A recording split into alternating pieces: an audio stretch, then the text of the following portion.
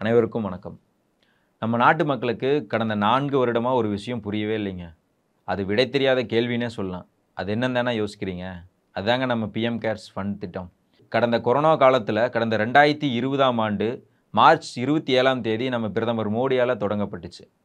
தொடங்கப்பட்ட உடனே தொழில் நிறுவனங்கள், தொழிலதிபர்கள், கோடீஸ்வரர்கள், அரசு ஊழியர்கள் மற்றும் ஏன் நம்ம சாதாரண மக்கள் கூட நன்கொடைய வாரி வழங்குனாங்க.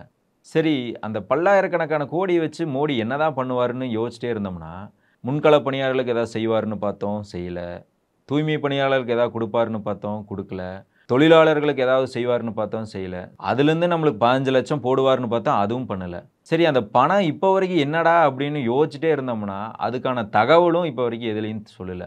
இந்த சமயத்தில அது சம்பந்தமான ஒரு செய்தி கடந்த 2 நாளா உலா வந்துட்டு இருக்கு. அதுதாங்க குழந்தைகளுக்கான பிஎம் கேர்ஸ் ஃபண்ட் திட்டம். குழந்தைகளுக்கான பிஎம் கேர்ஸ் ஃபண்ட் திட்டங்கிறது கடந்த 2021ஆம் ஆண்டு மே 29ஆம் தேதி தொடங்கப்பட்டுச்சுன்னு சொல்றாங்க.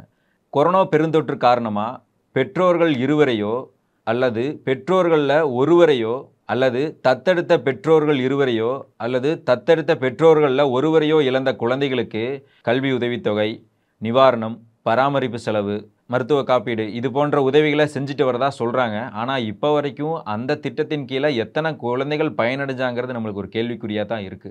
பொருளாதார உதவி கேட்டு நம்ம குழந்தைகள் 600க்கும் மேற்பட்ட மாவட்டங்களிலிருந்து 9,331 விண்ணப்பங்கள பதிவு செஞ்சிருக்காங்க. அதுல நம்ம மோடி அரசு என்ன பண்ணியிருக்கு அப்டின்னா, சுமார் 4,532 விண்ணப்பங்கள மட்டும் ஏத்துக்கிட்டு, சுமார் 4,781 விண்ணப்பங்கள நிராகரிச்சிருக்காங்க. அதாவது மொத்த சதவீதத்தில 51% நிராகரிச்சிருக்காங்க.